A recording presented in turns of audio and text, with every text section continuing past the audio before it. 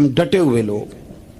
سرکار نے فلاح انسانیت کے لیے جو دوسرا کام کیا نا، وہ لوگوں کو احساس دلایا ہے کہ اگر غلطی ہو جائے تو تم نے بندوں کے سامنے اپنے آپ کو کلیئر نہیں کرنا، تم نے تو رب کے سامنے اپنے آپ کو کلیئر کرنا، اللہ کے سامنے تم نے بچنا ہے کہ میرا گناہ معاف. اور حضور احساس پیدا کرتے تھے. بخاری شریف میں قبیلہ غامدیہ کی اس عورت کا تذکرہ موجود ہے جو خود آئی تھی، کوئی گرفتار کر کے نہیں لایا تھا، از خود آئی.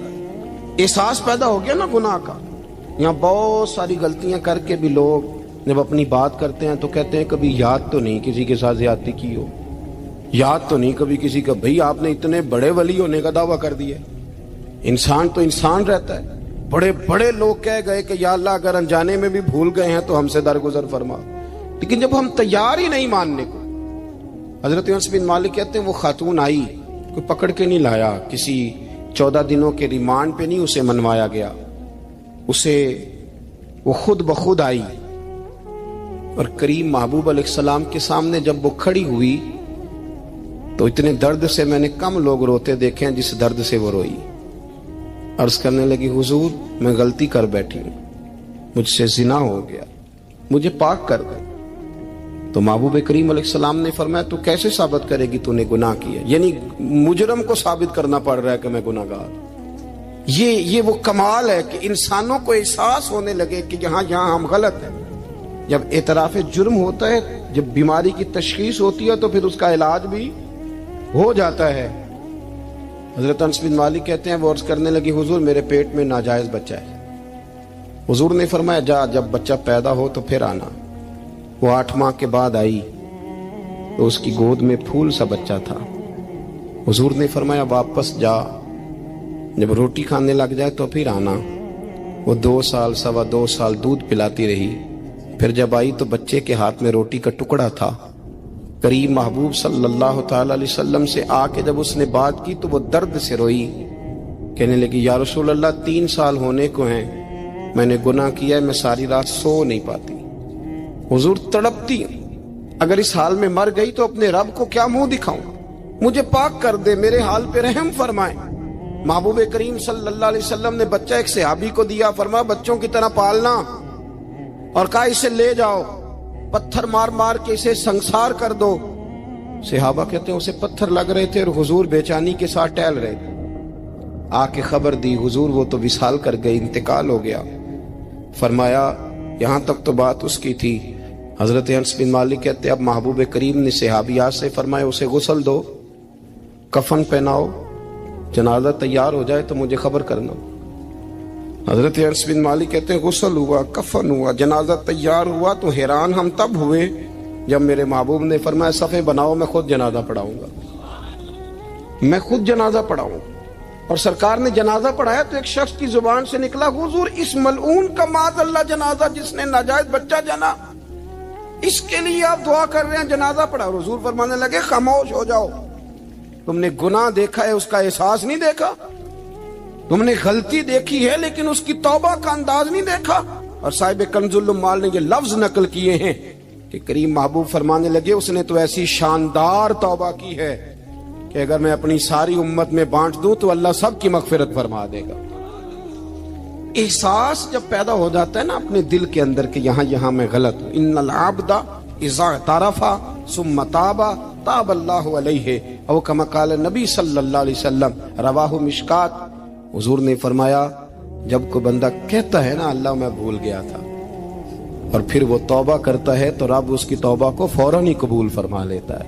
حضرت عبداللہ بن حذافہ جہاد کر رہے تھے، روم کے عیسائیوں نے گرفتار کر لیا. 1000 آدمی نے مل کے پکڑا، گرفتار نہیں ہوتے تھے صحابی. 1000 آدمی نے گھیرا ڈالا، گرفتار کر کے لے گئے. اور جب بادشاہ کے سامنے گئے تو وزیر کہنے لگا بادشاہ بندہ بڑے کام کا ہے، اگر ہمارے قابو آ گیا تو فائدہ دے گا. صحابی ہیں حضرت عبداللہ بن حذافہ، حضرت فاروق اعظم کا زمانہ ہے، اگر قابو آ گیا تو فائدہ دے گا. بادشاہ کہنے لگا کیوں، کیا خوبی ہے؟ کہنے لگے ہم 1000 آدمی تھے، یہ اکیلا قابو نہیں آ رہا تھا، 1000 آدمی تھے، اگر ہماری فوج میں شامل ہو گیا تو بہت بڑا جرنیل ملے گا. بادشاہ کہنے لگا کوئی مسئلہ نہیں، 2-3 چیزیں ہوتی ہیں بندے کو خریدنے کے لیے، خرید لیتے ہیں. بادشاہ کہنے لگا अब्दुल्ला जितनी दौलत तुझे चाहिए मैं तुझे दे देता हूं, मेरे लश्कर में आ जा, माज़अल्लाह इस्लाम छोड़ दे।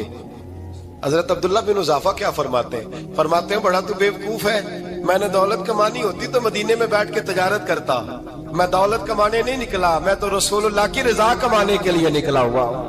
दौलत कमानी होती तो किसी मार्केट में होता, मैदान में आना था। शहादत है मतलूब मकसूद मोमिन, न माले गनीमत न किश्वर कुशाई। ये दौलत तो लौंडी है रसूलुल्लाह के दरवाजे की, ये तो पीछे पीछे फिरती है नबी पाक के गुलामों। ये कमानी होती तो मैं किसी मार्केट में होता, मैदान में थोड़ा होता। अब्दुल्ला बिन उज़ाफा से एक दूसरी चाल चली। कहने लगे मियाँ ओदा जो तुझे चाहिए, मैं बादशाह हूं, मेरे नीचे जो ओदा तू कहेगा वो तुझे मिल जाएगा। हजरत अब्दुल्ला बिन उज़ाफा कहने लगे शायद तुझे पता नहीं मेरी तारीफ क्या है, शायद तू जानता नहीं मेरी तारीफ क्या है। कहा साहब की क्या तारीफ है? कहने लगे मैं रसूलुल्लाह का सहाबी हूँ और कायनात में सबसे बड़ा ओहदा मुस्तफा के सहाबी होने का ओहदा है। सहाबा वो सहाबा थे जिनकी हर सुबह सुबह ईद होती थी, खुदा का कुर्ब हासिल था, नबी की दीद होती थी। फरमाया मैंने हुजूर के जलवे देखे हुए हैं, मुझे ओहदे की जरूरत ही नहीं, और मैंने ओहदा लेना होता तो मैं सियासत करता, मैं तो शहादत लेने निकला हूं मैदान में, ओहदे का मैंने क्या करना है। अब बादशाह कहने लगा इसे कत्ल कर दो। वजीर कहने लगा नहीं, एक बात और है, मुझे एक चाल और चलने दो। कहा वो क्या? कहने लगे मेरी बेटी बड़ी खूबसूरत है, मुझे मौका दो अपनी ही बेटी को सजा बना के, वो जवान जिसकी जवानी इतनी बड़ी है कि 1000 आदमी मुकाबले में खड़ा नहीं होता, उस जवान के कमरे में रात की तन्हाई में बना सवार के बीबी को भेजा। वो बीबी कहती है मैं सारी रात बन सवर के इस सहाबी के कमरे में बैठी रही, लेकिन ये क्या शख्स था, सारी रात ही मुसल्ले पे बैठा रहा, सारी रात ही। कुछ देर थक जाता तो ये करीम रसूल पे दुरूद पढ़ना शुरू कर देता। बीबी कहती है सहरी हो गई तो मैंने छू के देखा कि इंसान है कि जिन्न है, ये बंदा है कि फरिश्ता है, छू के देखा। कहने लगे पीछे हट जा। मैंने कहा मैंने तो सुना था तू 1000 के मुकाबले में है और तू इतना बेहिस है कि बनी सबरी दुल्हन बैठी है, तूने नजर नहीं की। अब्दुल्ला बिन हुज़ाफा, बीबी कहती है नजर फिर नहीं उठाई, नजर फिर झुकी हुई है।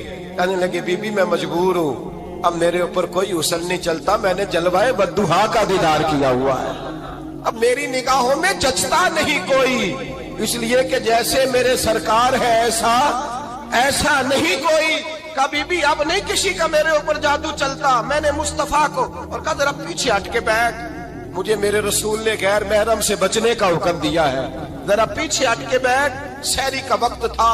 वो बीबी कहती है उस नौजवान के जुमले मेरा सीना चीर गए, कलेजा फट गया, चीख निकली, मैं कुफर के आलम में रोई। मैंने कहा मुझे बता तो सही, आखिर ये जज्बा कहाँ से मिलता है, आखिर ये रोशनी तो मैंने देखी नहीं, कहाँ से आती है। एक मेरा बाप है जो बना सवर के मुझे तेरे कमरे में छोड़ गया, बतला ये कहाँ से कैफ आते हैं। अब्दुल्ला बिन उज़ाफा कहने लगे अगर कैफ लेना है तो तू भी मेरे मुस्तफा का कलमा पढ़ जा, आजा दरवाजा रसूल पे झुक जा, मिल जाएगा। सवेरे दरवाजे पे बाप आया बेटी से रिजल्ट लेने, दरवाजा खोला तो बेटी नकाब पहने बाहर आई। बाप कहने लगा क्या भला? कहने लगी पीछे हट जा, तू गैर महरम है, काफिर है, मैं मुसलमान हूँ। उसने कहा क्या हुआ? कहने लगी तेरे जैसे को बाप कहूं, तेरे जैसे को जो मुझे इस्तेमाल कर रहा था, मैं तुझे बाप नहीं मानती, मैं अब रसूल वाली हो गई, मैं हजरत फातिमा की कनीजा हो गई हूँ, मैं अब नबी करीम की खादिमा हूँ, खबरदार मेरे करीब ना आना। ये दाव भी नाकाम हुआ।